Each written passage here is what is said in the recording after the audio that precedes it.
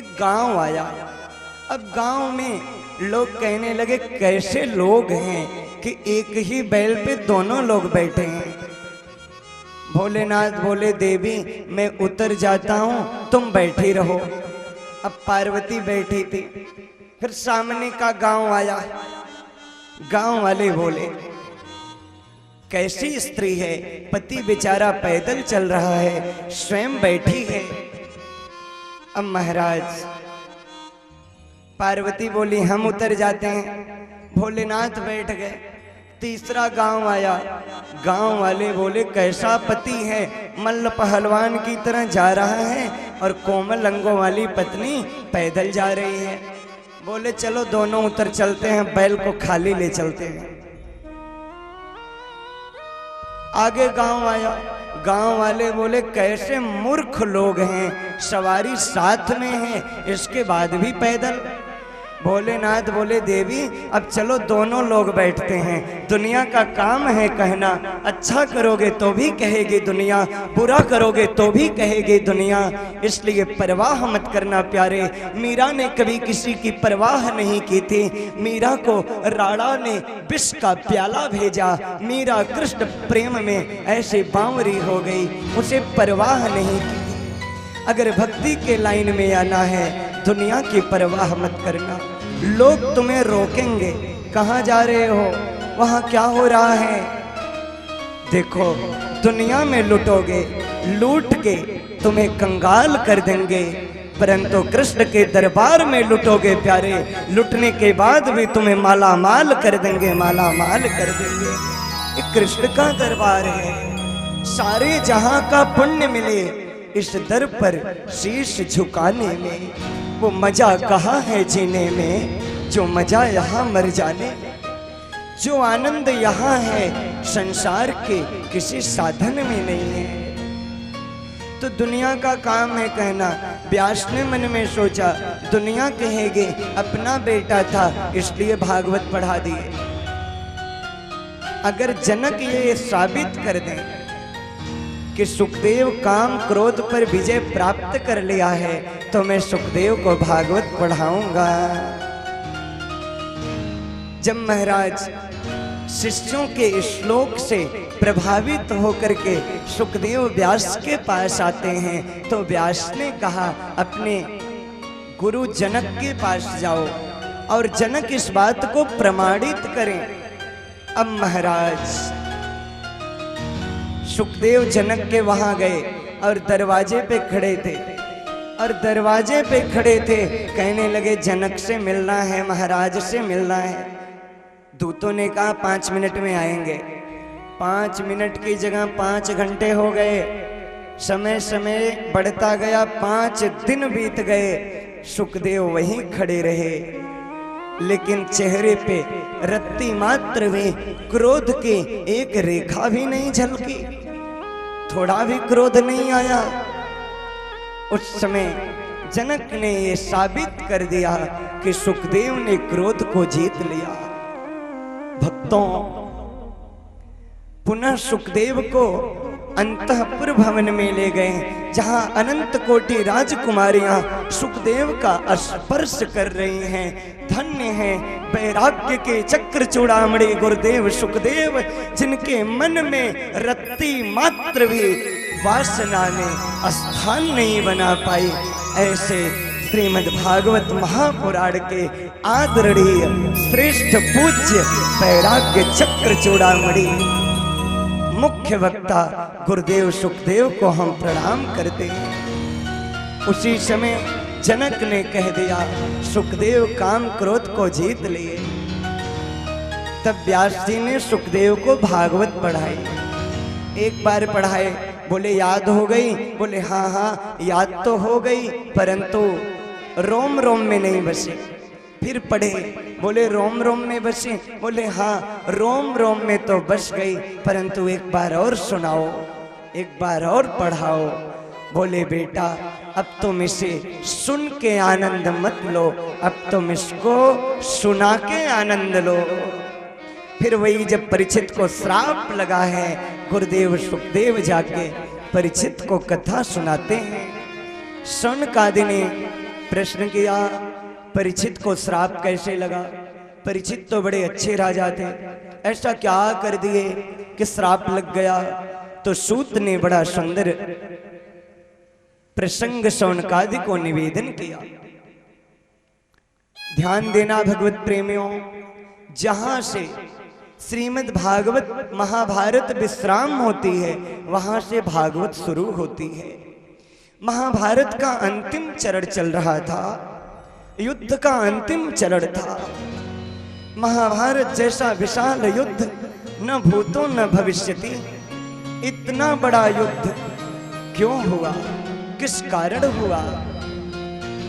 यदा मृधे कौरव सृञ्जयानां वीरेश्वतो वीरगतिं गतेषु वृकोदरा भिद्वगदाभिमर्श भग्नोरुदण्डे धृतराष्ट्रपुत्रा। आज महाभारत में कौरव पांडव लड़ रहे थे। कौरव 100 भाई थे, पांडव 5। महाभारत का इतना विशाल युद्ध जिसमें 18 अछौड़ी सेना लड़ी, कितने वीर मारे गए कोई आकलन नहीं कर सकता। कुरुक्षेत्र की भूमि रक्त रंजित हो गई। इतना घोर युद्ध क्यों हुआ, किस कारण हुआ? तो ध्यान देना, युद्ध का जो बीजारोपण हुआ था ना कहीं पांचाली ने कटु शब्द बोल दिया। तू अंधा, तेरा बाप अंधा, जिसको लेके दुर्योधन को चिढ़ हो गई और फिर वो द्रौपदी के चीरहरण की भूमिका बना दिया। वहीं पे आज 10,000 हाथी का बल रखने वाला वो ब्रिकोदर, वो भीम प्रतिज्ञा करता है, अरे दुष्ट दुर्योधन, जिस जंघा का तो इशारा किया है ना, युद्ध में तेरी जंघा तोड़ दूंगा। हे दुशासन, तेरे रक्त को पी जाऊंगा। पांचाली प्रतिज्ञा करती है, आज से मेरा केस खुला रहेगा। दुष्ट दुशासन, तेरे रक्त से मैं अपने केस को धुलूंगी। इस तरह महाभारत का बीजारोपण हो रहा है। तो कहीं ना कहीं पांचाली ने कटु बोला, जिसके कारण महाभारत युद्ध हुआ।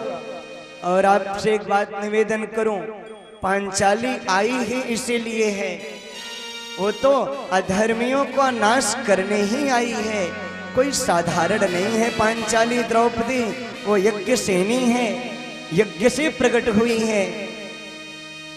ये पांचाली कौन है?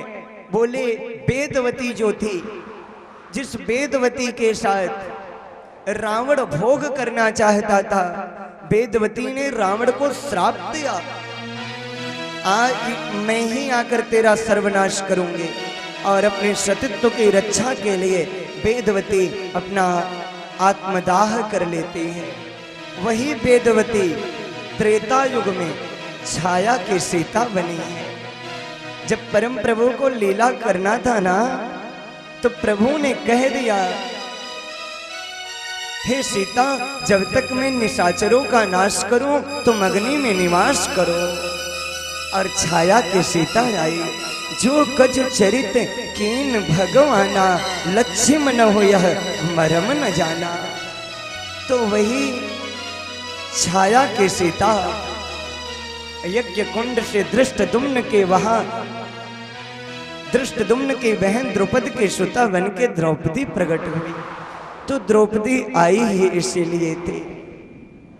परंतु ये कथा संकेत करती है, हमारे घरों में क्लेश कब होता है, हमारे घर में लड़ाई झगड़ा कब होता है? जब कोई बिना विचारे बोलता है, जो भी मन में आया टपाक बोल दिए। सोच समझकर बोलना चाहिए, विचार करके बोलना चाहिए। जुबान एक ताला है, जब ताला खुलता है ना, तब पता चलता है दुकान सोने की है या दुकान कोयले की है। कब कहाँ कितना बोलना है, ये समझने का विषय है। आज का व्यक्ति बिना विचारे जो मन में आया बोल दिया, इसके कारण कई बार तो सारे लड़ाई झगड़े फसाद की जड़ है हमारी वाणी। वाणी को बेड़ा बनाओगे तो संगीत का संसार बसेगा। अगर वाणी को बाढ़ बनाओगे तो महाभारत का संग्राम होगा। इसलिए भक्तजनों, मीठा बोलना व्यक्ति को हमेशा चाहिए। मैं कल भी कहा था कि वशीकरण एक मंत्र है, तज दे वचन कठोर। सबसे बड़ा वशीकरण मंत्र है। जिस दिन तुम्हें मीठा बोलने आ जाएगा ना, हजारों के भीड़ में भी लोकप्रियता तुम्हारा वरण करेगी। इसलिए प्यारे, शब्द संभाले बोलिए, शब्द के हाथ न पाओ। एक शब्द औषधि करे, एक से उपजत घाव। एक शब्द औषधि का काम करेगा, दूसरा घाव दे देगा। कहाँ पर बोलना है, कहाँ पर बोल जाते हैं। जहाँ खामोश रहना है वहाँ मुंह खोल जाते हैं। कटा जब शीश सैनिक का, सभी खामोश रहते हैं। कटा एक सीन पिक्चर का तो सारे बोल जाते हैं। फसल बर्बाद हो जाए तो कोई कुछ नहीं कहता। किसी की भैंस खा जाए तो सारे बोल जाते हैं। हवाओं की तबाही को सब चुपचाप सहते हैं। पंखे से हुई गलती तो सारे बोल जाते हैं। आजकल के बच्चे जमाने भर के सुनते हैं। घर में माँ बाप बोलें तो बच्चे बोल जाते हैं। श्रोताओं, कहाँ पे बोलना है, कितना बोलना है, कब बोलना है, ये समझना है। ये जरूरी नहीं है उच्च कुल में जन्म ले लेने से, बड़ी बड़ी डिग्रियां प्राप्त कर लेने से तुम्हें बोलना आ जाएगा। अगर उच्च कुल में जन्म लेने से, बड़ी बड़ी डिग्रियां प्राप्त करने से बोलने आ गया होता ना, तो पांचाली भी यहाँ इस तरह का वाक्य नहीं निकालती। इसलिए मेरा निवेदन है कि जीवन में ज्यादा से ज्यादा प्रयास हो, मीठा बोले। महाभारत का वो भीषण संग्राम चला। 99 धृतराष्ट्र पुत्र मारे गए। दुर्योधन की जंघा टूट गई। युद्ध क्षेत्र में पड़ा कराह रहा है। उसी समय अश्वत्थामा आए। अश्वत्थामा को दुर्योधन ने कहा, मैं 100 भाई था, सब मारे गए। मेरे शत्रु 5 हैं। अगर एक भी मर जाए ना तो बड़ी शांति मिलेगी। अपमानित दुर्योधन अश्वत्थामा को अपने बहते हुए रक्त से चंदन तिलक कर दिया। तिलक का मतलब है श्रेष्ठता, चंदन का मतलब है जो शांति प्रदान करे।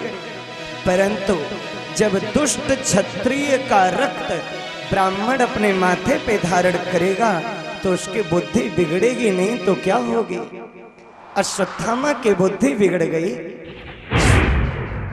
सोते हुए पांडवों पर आक्रमण करने की भूमिका बना लिया। विजय की प्रथम रात्रि थी। 5 पांडव तान दुपट्टा सो रहे थे। उसी समय मेरे कन्हैया एक चांदी की सुंदर सी प्यारी सी छड़ी लेकर के पांडवों की रखवारी कर रहे थे। अचानक अर्जुन की नींद खुली। अर्जुन ने कहा, केशव तुम सोए नहीं? कन्हैया बोले, अर्जुन तुम्हें नींद आ रही है,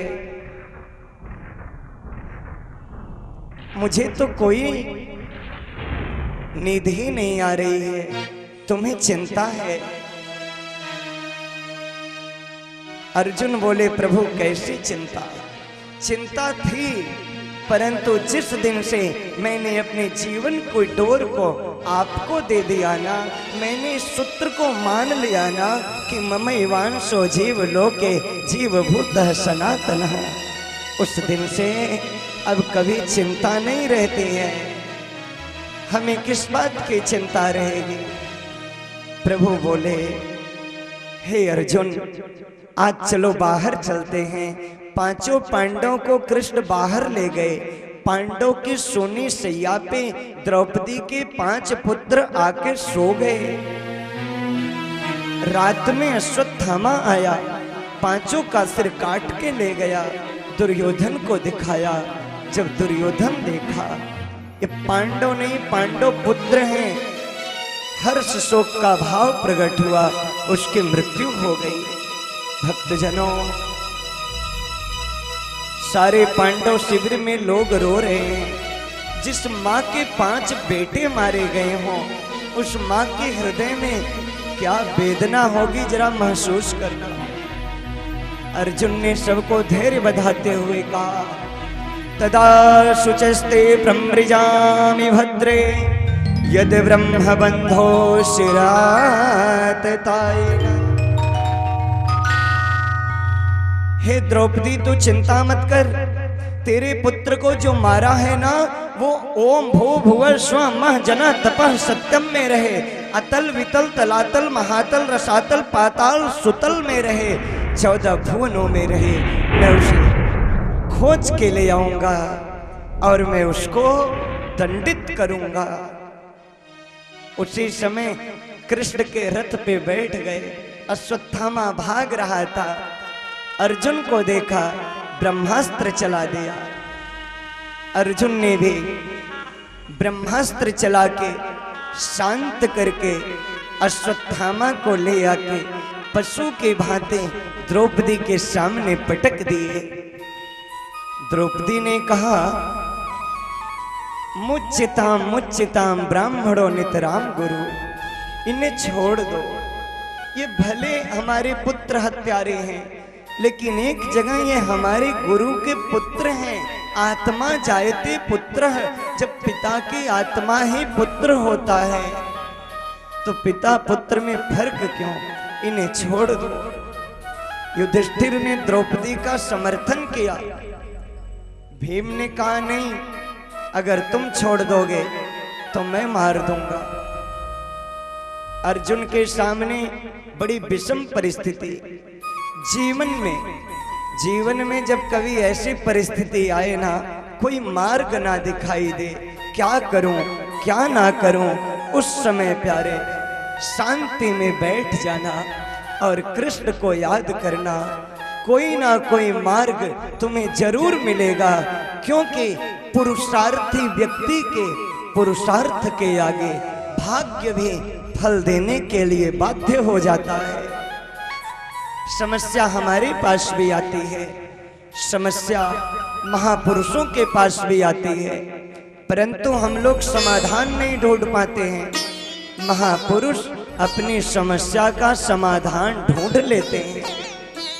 आज अर्जुन ने कृष्ण को याद किया, हे कृष्ण मेरा मार्गदर्शन करो।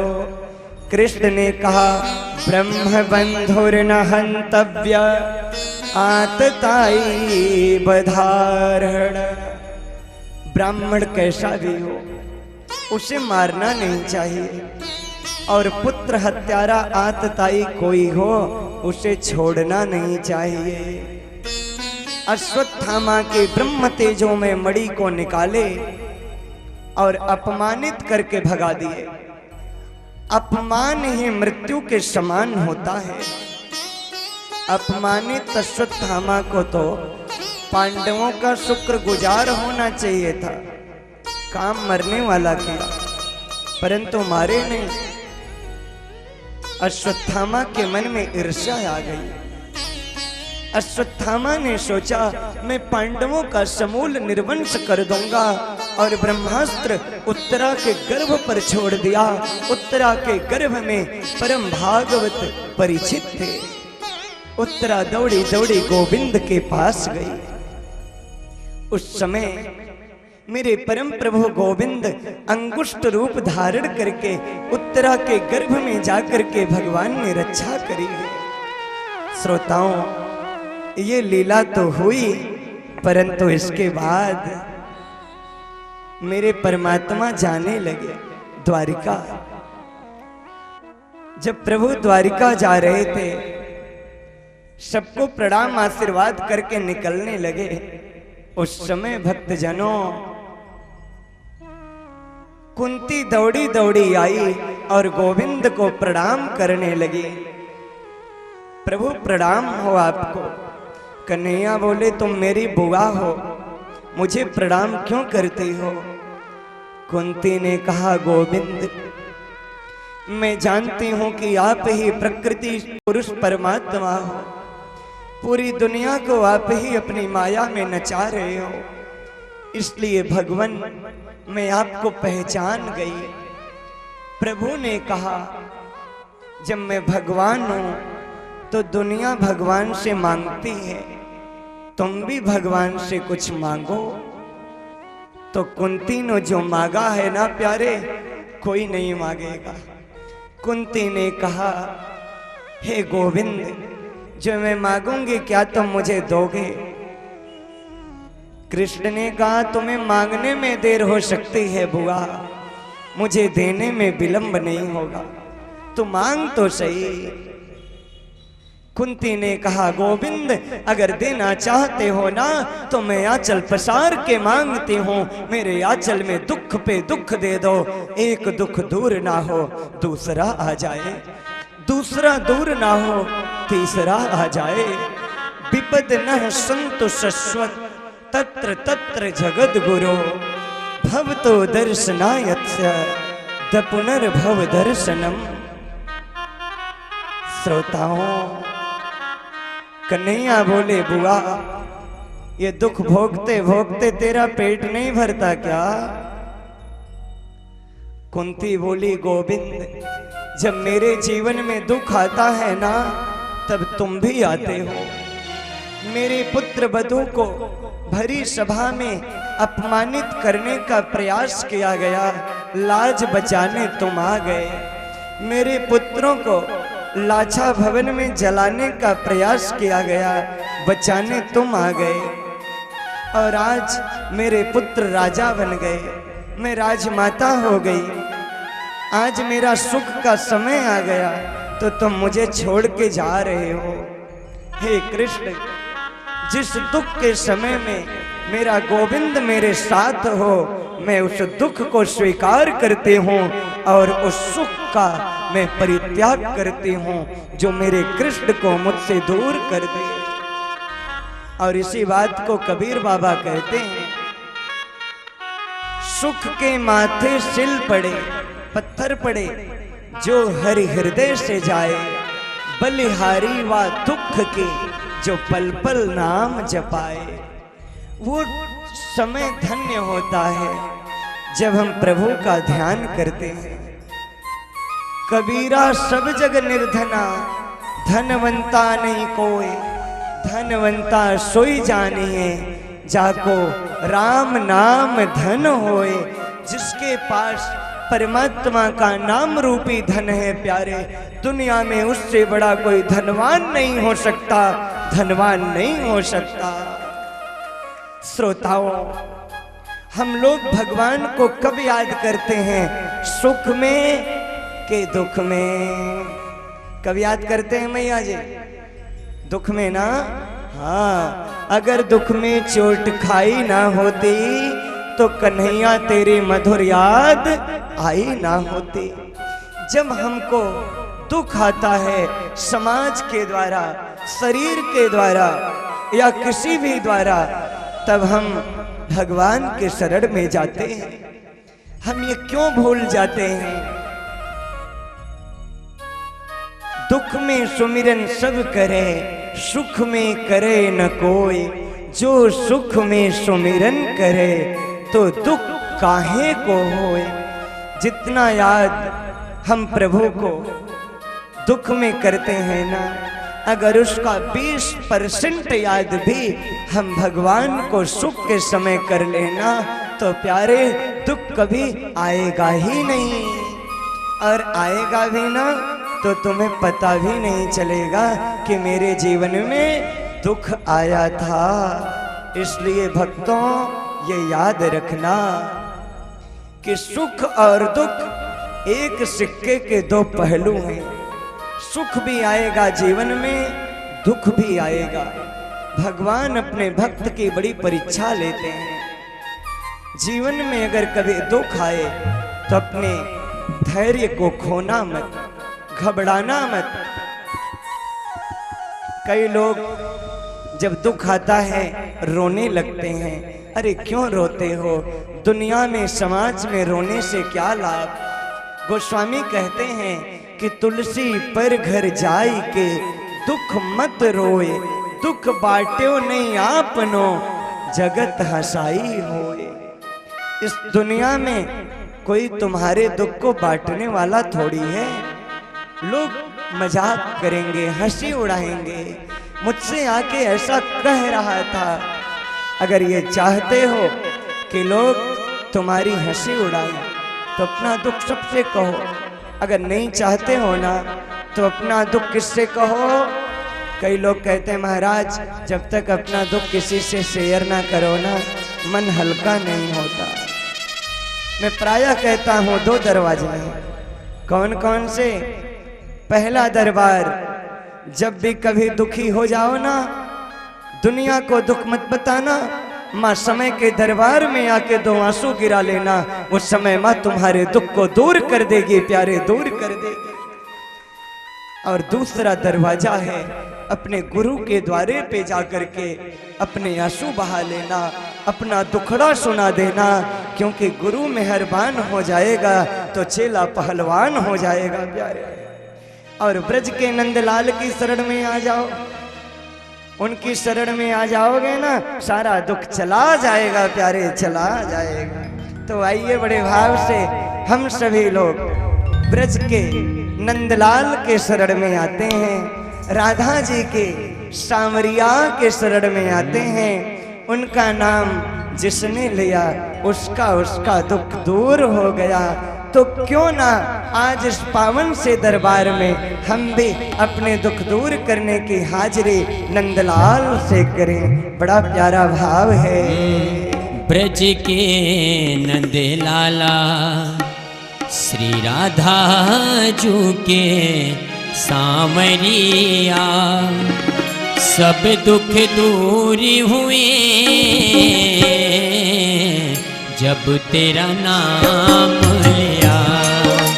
ब्रज के नंदलाला श्री राधा जू के सांवरिया, सब दुख दूर हुए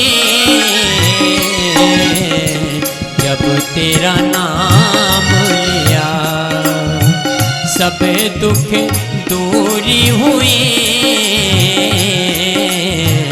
जब तेरा नाम लिया।